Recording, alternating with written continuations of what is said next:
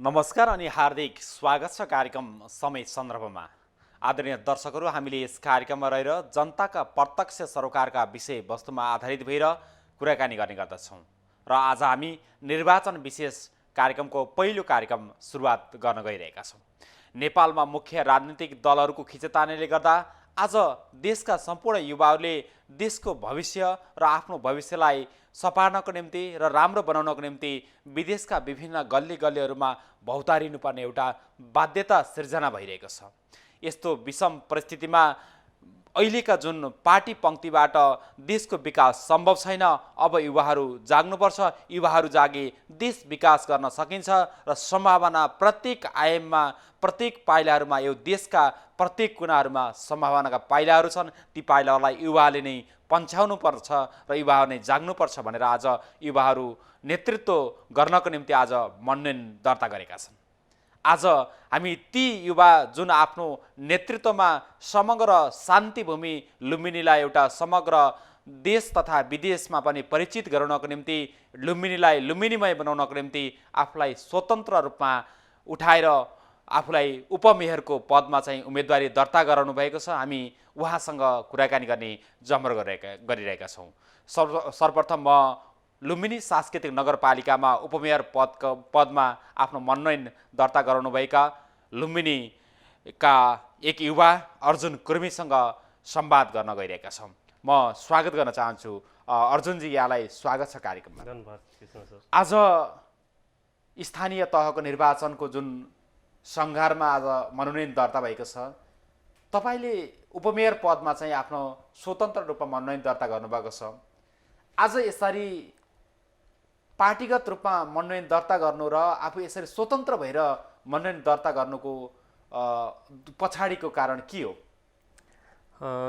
सर्वप्रथम तपाईँलाई धेरै धेरै धन्यवाद छ, राम्रो लुम्बिनी टेलिभिजनलाई धन्यवाद छ। के छ भने यहाँ अब जुन परम्परागत हामी 21औं शताब्दीमा भए पनि जुन परम्परागत राजनीति चलिरहेछ हैन, अब त्यो राजनीतिलाई तोड्नको लागि हामी युवाहरू चाहिँ अगाडि आएका छौँ र यो पार्टीगत कुराहरू भनेको अब स्थानीय तहमा त पार्टीको भन्दा पनि निर्दलीय हुने व्यवस्था हुनुपर्छ जहाँसम्म मलाई लागिराखेको छ हैन। अनि युवाहरूलाई जुन एउटा मिसयुज, खालि चाहिँ युज गर्ने, नेतालाई जिताउने, कुर्सीमा पुर्याउने, त्यसपछि युवाहरूको महत्त्व नरहने जुन एउटा परिपाटी छ। अनि त्यसपछि एउटा के कुरा हुन्छ भने जस्तो मान्छेहरूको समूह हुन्छ, एज हुन्छ, मान्छेले त्यस्तै सोच्छ कि अब बुढापाकाहरू अब बुढापाका जस्तो सोच्छन्। अब हामी युवाहरू, तपाईँले चाहिँ युवाहरूलाई एउटा प्रयोग मात्र भए, युवाहरू एउटा तिनको चाहिँ एउटा साधन मात्र बने, तर उनी चाहिँ नेतृत्व त अब पुग्न सकेनन्। त्यसैले गर्दा चाहिँ उपमेयरमा नेतृत्व गरे अथवा नेतृत्वको लागि चाहिँ मैले दाबी गरेँ भन्ने तपाईँको अर्थ हो? हजुर, त्यो पनि हो। अनि कस्तो छ के भने अब युवाहरूको सोचमा र हाम्रा चाहिँ अलि बुढापाकाहरूको सोचमा धेरै फरक छ कि अब हामीहरूको पढाइ अनि हाम्रो अलि 10-20 वर्षको पढेको मान्छेहरूको बिचमा पनि फरक छ हैन। त्यो सोच, युवा सोच अहिले आवश्यकता छ। हामी चाहिँ विश्वसँग कदम मिलाउन सकिराखेका छैनौँ। हामी पुरानै स्टेजमा अहिले चाहिँ अब जो एकदम बुढा भइसकेछन्, अस्वस्थ छन्, बिमार छन्, मानसिक रूपमा पनि शारीरिक रूपमा पनि, तिनीहरू अहिले घसिटिरहेछन्। त्यो राजनीतिक जुन एउटा चेन छ त्यसलाई तोड्नको लागि चाहिँ म आफ्नो स्वतन्त्र आज यसरी युवाहरू अगाडि आउनुपर्छ र एउटा जुन राजनीति परिपाटीलाई तोड्नको निम्ति युवाहरू जाग्नुपर्छ भनेर आज अर्जुन कुर्मी लुम्बिनी सांस्कृतिक नगरपालिका जस्तो एउटा महत्त्वपूर्ण एउटा नगरपालिकामा मेयर पदमा चाहिँ उम्मेदवारी दर्ता नगरेर उपमेयर पदमा चाहिँ दर्ता गर्नुको पछाडिको कारण के हो? अब यस्तो छ कि जस्तै हामी चाहिँ अब हाम्रो पुरानो ब्याकग्राउन्ड छैन राजनीतिक। मेरो चाहिँ यो पहिलोचोटि मैले चाहिँ राजनीतिमा भाग लिइराखेको छु हैन। अनि त्यसमा चाहिँ स्थानीय तहमा चाहिँ सेवा गर्नको निम्ति मनोनयन। हजुर, अनि रह्यो कुरा मेयर उपमेयरको, तपाईँसँग क्यापेसिटी छ भने, काबिलियत छ भने तपाईँ वडा अध्यक्ष भएर पनि राम्रो गर्न सक्नुहुन्छ कि हैन। अनि उपमेयर त्यही त अब जस्तै हाम्रो कन्सेप्टमा के भएको छ भने उपमेयर भनेको त अब उप भनेको चुप हैन, त्यस्तो छैन के सर? हजुर हजुर हैन, त्यस्तो छैन। मेयर भन्दा धेरै फिल्डमा गएर जनताहरूसँग बसेर होइन तिनीहरूको सुख दुःख बुझिदिने, तिनीहरूको न्यायको कुरा गरिदिने होइन, त्यो भूमिका उपमेयरको हो कि। अनि हाम्रो मेन्टालिटी के भएको छ भने ऊ भनेको त चुप्पै हो कि, त्यस्तो छैन। तपाईँले विश्वास दिलाउनु त्यही चेन्ज गर्नको निम्ति मेयर पदमा चाहिँ उम्मेदवारी दर्ता नदिनु पनि त कारण होला नि त्यहाँ। हजुर हजुर, त्यहाँनिर खोतल्न खोजेको त मैले त्यही कुरा भन्न खोजिरहेको छु कि जस्तै मैले उप र मेयरमा केही फरक परेको लाग्दैन कि। अब उपमेयर मेयर पछाडि जोडिएको छ कि होइन। अनि एउटा कन्सेप्ट के छ भने अब उपमेयर महिलाहरूको सिट मात्रै हो। हजुर, कतै त संविधानमा कोटा मात्र हो भन्ने हजुर, त्यो कसै संविधानमा त लेखेको छैन होइन, न पार्टीको राजनीतिक एजेन्डामा लेखेको छ कि उपमेयरमा खाली महिलाहरू मात्रै आउन सक्छन्। र उपमेयरमा जति पनि महिला उम्मेदवार छन्, लुम्बिनीकै कुरा गरिदिउँ म होइन, लुम्बिनीको जति पनि उम्मेदवारहरू छन् त्यो एउटा कोरम पुरा गर्नको लागि मात्र छन् कि कुनै पनि प्रकारको चाहिँ उहाँको राजनीतिक रूपमा पनि सामाजिक रूपमा पनि ब्याकग्राउन्ड छैन। र मेयर भन्दा पनि महत्त्वपूर्ण उपमेयर हो भनेर देखाउनको लागि म चाहिँ उपमेयरमा चाहिँ भाग लिनुभएको। हजुर, खास गरी लुम्बिनी सांस्कृतिक नगरपालिका आफैमा एउटा देशको गहना हो, जुन बुद्ध भूमि शान्ति भूमि रहेको ठाउँ हो, जहाँ विदेशका विभिन्न पर्यटकहरू नेपालमा आएर एउटा प्रत्यक्ष हेर्ने चाहिँ नगरपालिका पनि एउटा लुम्बिनी सांस्कृतिक नगरपालिका हो। आज तपाईँ त्यहाँ विभिन्न सामाजिकहरू काम गर्ने त हामी देखिरहन्छौँ, सामाजिक कामहरू गर्नुहुन्थ्यो, जुन सामाजिक काम गर्ने मान्छे र पहिला राजनीतिसँग एउटा जोडिएको मान्छे आज एकाएक स्वतन्त्र रूपमा उम्मेदवारी दिएको छ। यो स्वतन्त्र रूपमा उम्मेदवार दिइरहँदा मलाई जित्छु नै भन्ने तपाईँलाई चाहिँ पक्का लाग्छ, विश्वास छ? हेर्नुहोस्, मेरो यो मैले उम्मेदवारी दिएको होइन कि, म आफ्नै आफ्नो इच्छाले दिएको होइन। मलाई त्यहाँ लुम्बिनीका युवाहरूले चाहिँ उम्मेदवारी दिएका छन् होइन। प्रस्तावक र समर्थक मेरो युवाहरू नै हो होइन। उहाँहरूले प्रस्ताव गर्नुभयो, म लडिरहेको छु होइन। अब जिताउने हराउने कुरा युवाहरूको हातमा छ र पढे लेखेको एउटा मान्छे आउनुपर्छ, अब युवा आउनुपर्छ भन्ने जुन नारा देशभरि चलिराखेको छ, त्यो आधारमा चाहिँ म 100% जित्छु भन्ने मलाई पूर्ण विश्वास छ। आज तपाईँले जितिरहँदा जुन जित्नुभयो भने लुम्बिनी सांस्कृतिक नगरपालिकालाई अहिलेभन्दा फरक बनाउनको निम्ति र समय अनुकूल बनाउनको निम्ति तपाईँले विभिन्न आफ्ना जुन घोषणापत्रहरू सार्वजनिक गर्नुभएको छ, ती घोषणापत्रहरूमा तपाईँले विभिन्न चाहिँ फ्री वाइफाई जोनहरू लिएर विभिन्न चाहिँ घोषणापत्रहरू छन्, त्यो सम्भव छ? अब सर गरे के सम्भव छैन होइन। अब जस्तै हामी खालि लुम्बिनी नगरपालिकाले लुम्बिनीलाई मात्र धानेको छैन सर। तपाईँ हेर्नुहोस्, भगवान गौतम बुद्धको नामले चाहिँ हाम्रो देश चलिरहेछ कि होइन। नेपाल भनेको के छ महत्त्व? भगवान बुद्धको जन्मभूमि र एउटा सगरमाथा, दुईटा कुराहरू छ। त्यसमा पनि धेरै कुरा चाहिँ धेरै महत्त्व हाम्रो लुम्बिनी राखेको छ कि। अनि भगवान बुद्धले चाहिँ अब लगभग पुरा एसिया धानेका छन् भने हामी लुम्बिनी नगरपालिकाले नेपाल धान्न सक्ने चाहिँ क्षमता छ कि त्यहाँ। जस्तै हामी भन्छौँ नि हाम्रो चाहिँ जलस्रोतमा हामी धनी छौँ, पुरा एसियालाई बत्ती बाल्न सक्छौँ, त्यस्तै हाम्रो लुम्बिनीले पुरा नेपाललाई धनी बनाउन सक्छ कि। त्यहाँ त्यो स्रोतहरू छ, त्यो पहिचान, त्यो स्रोतहरूको पहिचान तपाईँले गर्नुभएको छ? त्यो हामी हेर्नुहोस्, म चाहिँ अब एक प्रकारले चाहिँ अब मैले चाहिँ यो इको टुरिज्मकोहरूको पनि होइन, अब उद्यमहरूको कुराहरू पनि हाम्रो अभियानमा चलाइरहेछौँ हामी होइन। अब ग्रिन उद्योगीहरूलाई चाहिँ बनाइराखेका छौँ, पूर्व नेपालदेखि पश्चिम महाकालीसम्म हामी चलाइरहेछौँ। अब त्यो अभियानमा हिँड्दाखेरि जस्तै होमस्टेको कन्सेप्ट मैले ल्याएको छु होइन। पुरा देशमा अहिले होमस्टे चलिरहेछ, हाम्रो आन्तरिक पर्यटक विकास भइराखेको छ होइन। सबभन्दा धेरै पर्यटक आउने हाम्रो लुम्बिनीमा हुन् होइन।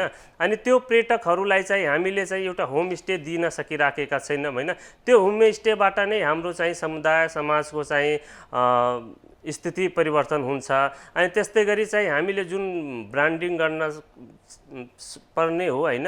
अब जस्तै बाहिर हेर्नुहोस्, बाहिरको देशहरूले चाहिँ भगवान गौतम बुद्धको ब्रान्डिङ गरिरहेछ, उहाँको चाहिँ नामबाट बुद्धिज्मबाट होइन त्यो आर्थिक इन्कम पनि भइरहेछ र तिनीहरूको प्रमोसन पनि भइराखेको छ कि होइन। आज त्यो सम्पूर्ण स्रोत र साधनलाई परिचालन गर्नको निम्ति लुम्बिनी सांस्कृतिक नगरपालिकामा उपमेयर पदमा चाहिँ अर्जुन कुर्मीलाई जुन विजय गराउने भने आज त्यो सम्भव छन्?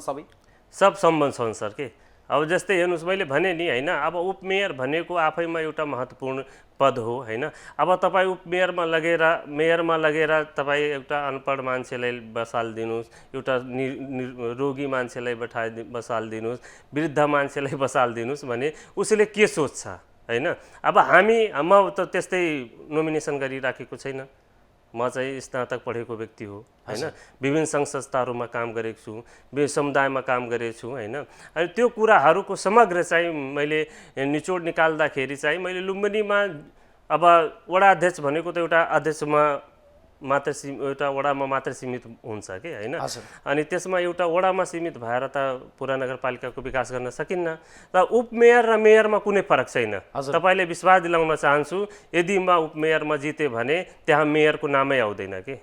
त्यो तरिकाले अर्जुन कुर्मीले काम गर्छन्, त्यो तरिकाले मैले काम गर्छु र युवाले काम गर्छन्। तपाईले काम गर्नुहुन्छ भन्ने विश्वास कसरी दिलाउन सक्नुहुन्छ ती लुम्बिनीवासीको निम्ति, जुन चाहिँ वृद्ध बाको निम्ति, वृद्ध आमाको निम्ति र ती आफ्ना चाहिँ साथीहरूको निम्ति अर्जुन कुर्मी लुम्बिनी शासकीय नगरपालिकामा जित्यो भने यही गर्छु भन्ने जुन तपाईँको घोषणापत्रहरू छन्, ती घोषणापत्रहरूमा लेखेका ती विभिन्न घातक रोगहरूका निःशुल्क उपचारदेखि लिएर भन्सार कार्यालयको स्तर वृद्धि गर्ने तपाईँले चाहिँ विभिन्न घोषणापत्र बनाएको छ, यो पुरा गर्छु भन्नेमा चाहिँ ती जनताहरूलाई तपाईँले कसरी विश्वस्त बनाउन सक्नुहुन्छ? सर हेर्नुहोस्, म चाहिँ अब भर्खर कुनै अर्को ठाउँबाट या कुनै अर्को ब्याकग्राउन्डबाट आएर झ्याप्पै राजनीतिमा छिरेको छैन हैन, या समाजसेवामा छिरेको छैन।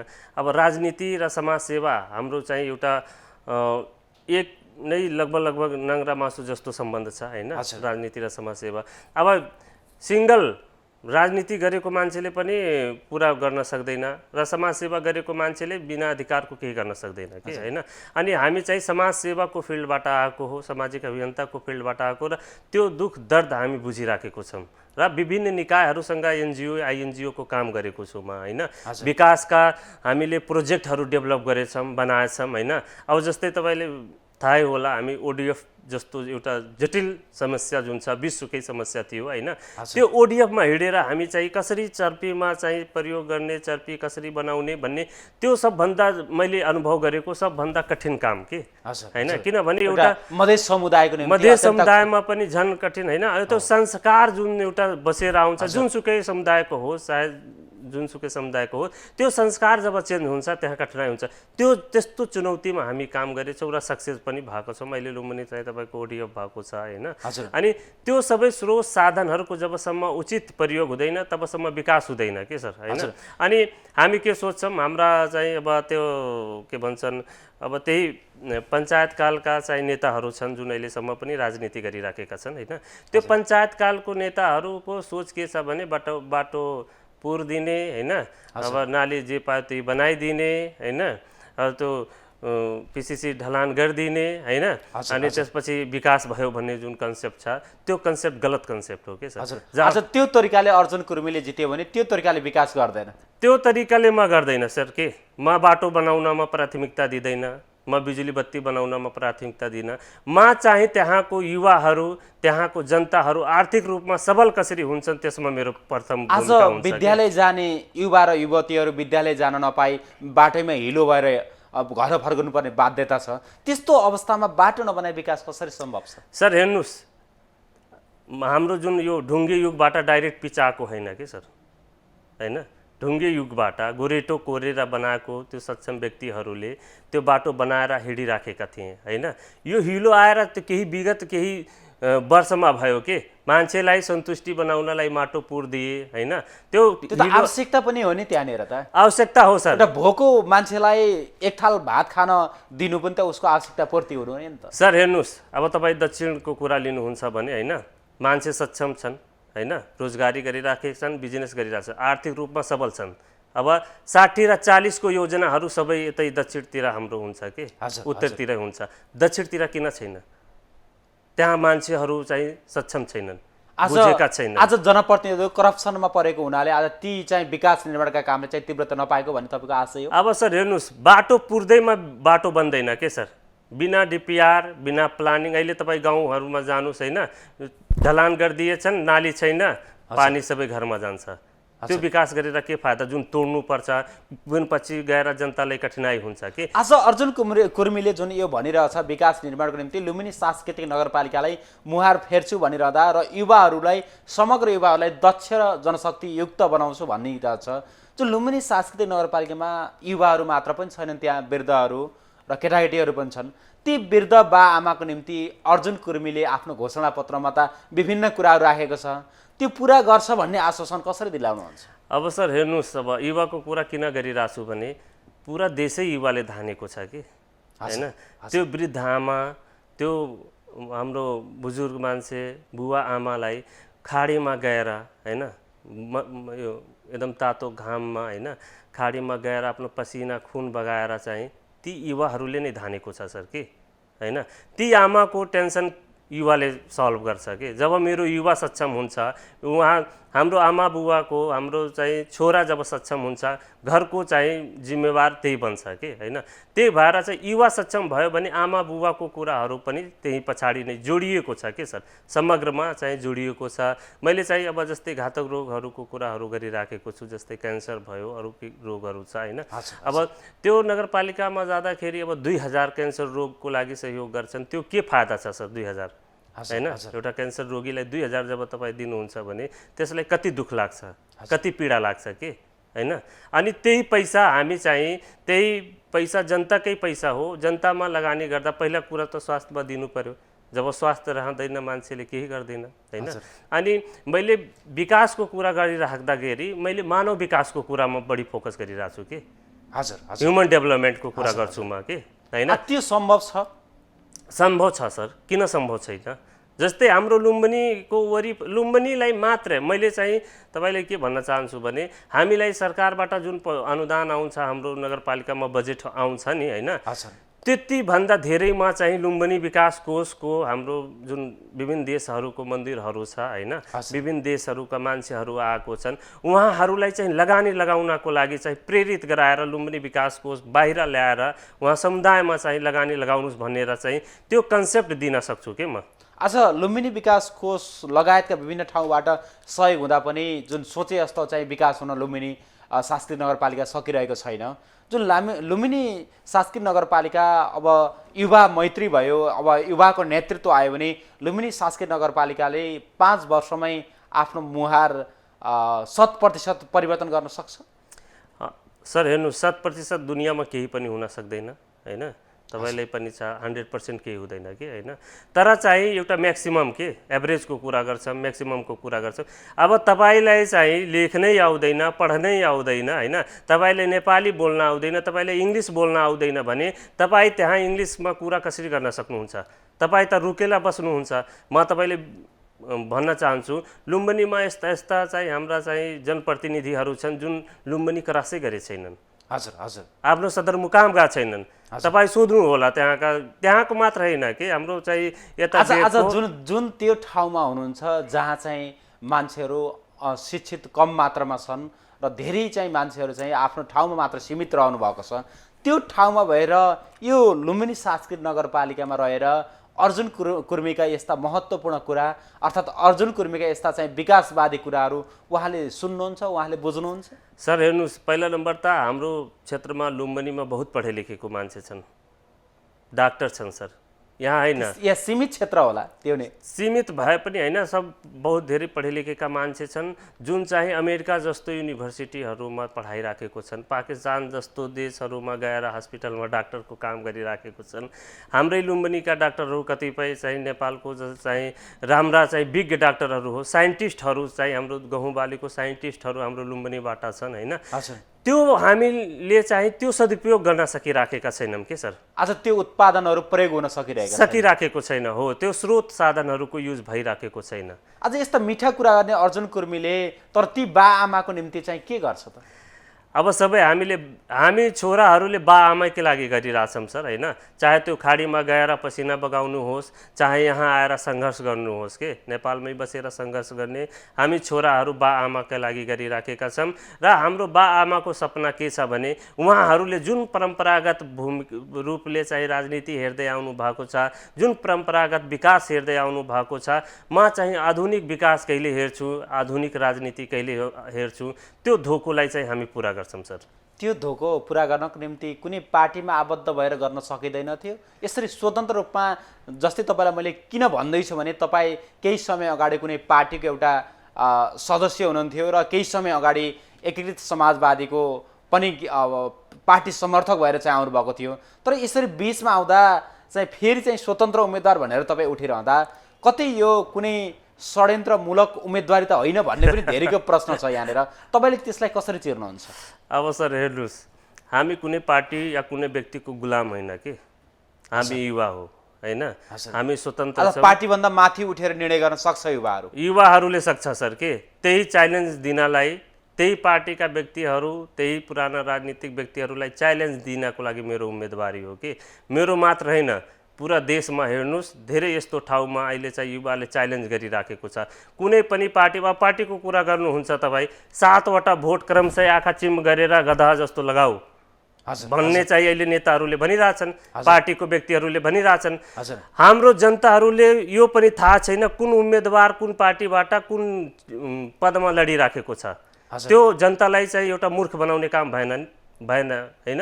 अब हामी चाहिँ के भयो भने, अब हामीले चाहिँ अब ल है फलानोमा लगाउनुहोस् छाप, 7वटा भोट हेर्नुहोस् होइन, 7वटा मान्छे त्यो पार्टीको एकदम बेस्ट हो भन्न सक्नुहुन्छ?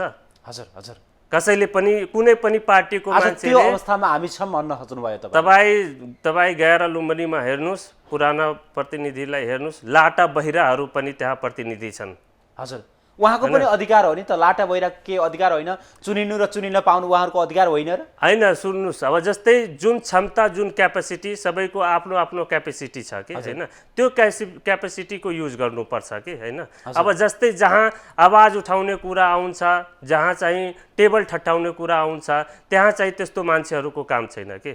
आज टेबल ठटाएर र आवाज उठाएर मात्र ती समस्याहरू समाधान हुन्छन् भन्ने कुरा त छैन। तर उहाँहरू त चाहिँ जनताले दिएको मतलाई जनताले आधार मानेर जनताले विश्वास गरेर पठाउने जनप्रतिनिधि हो नि होइन। तपाईँले चाहिँ एउटा के भन्छन् मूर्ति जस्तो लगेर कसै बसाल दियो भने त्यो त अपमान हो नि सर। हजुर, त्यो व्यक्तिहरूको त अपमान हो होइन, त्यो कुर्सीको पनि अपमान हो। मैले तपाईँलाई त्यहीँनिर जोड्न खोजिरहेको छु। लुम्बिनी सांस्कृतिक नगरपालिकामा आदर्शका कुरा गरेर, व्यवहारिक कुरा गरेर ती जनताहरूलाई चाहिँ विभिन्न कुराहरू गरेर कसरी उहाँलाई सन्देश पुर्याउन सकिन्छ र अर्जुन कुर्मीले उक्त सन्देश चाहिँ सम्पूर्ण ती बा आमा बुढाबुढी सबैले चाहिँ सन्देश कसरी पुर्याउन सक्छ ताकि एउटा पार्टीभन्दा माथि उठेर एउटा अर्जुन कुर्मीले चाहिँ स्वतन्त्र उम्मेदवारलाई खोजी चाहिँ जुन मत हाल्नको निम्ति उहाँहरू अग्रसर हुनुहुन्छ, त्यो कसरी सम्भव छ भने?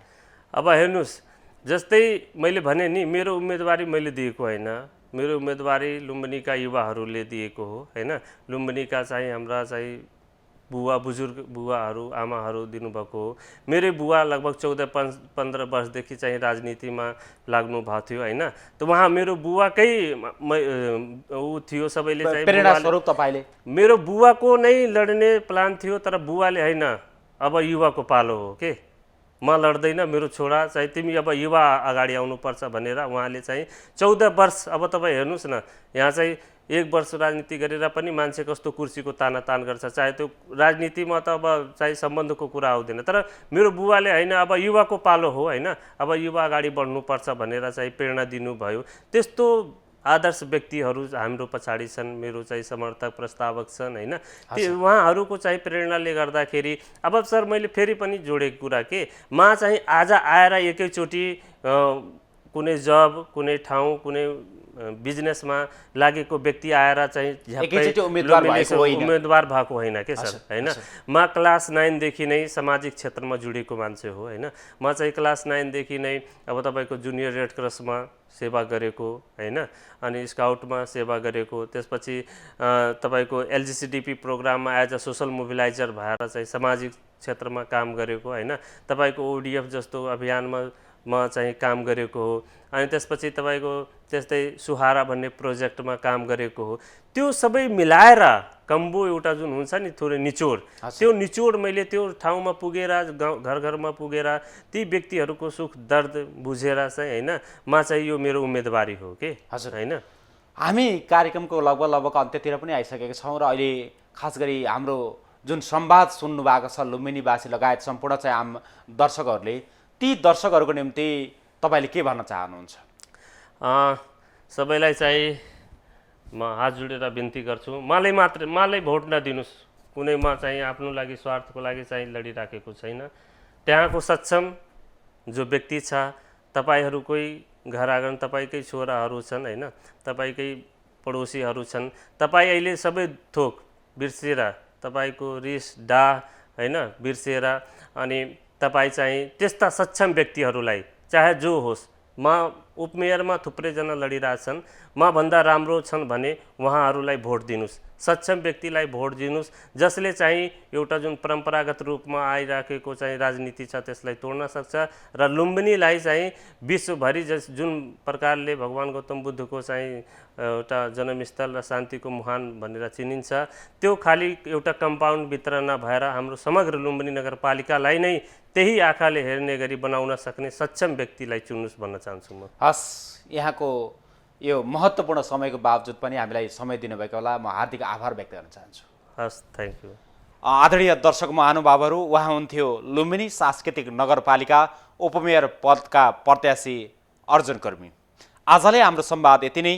हाम्रो संवाद कस्तो लाग्यो, जस्तो लाग्यो त्यस्तै सल्लाह सुझाव र प्रतिक्रिया दिँदै जानुहोला, हेर्दै गर्नुहोला लुम्बिनी सामुदायिक टेलिभिजन। नमस्कार।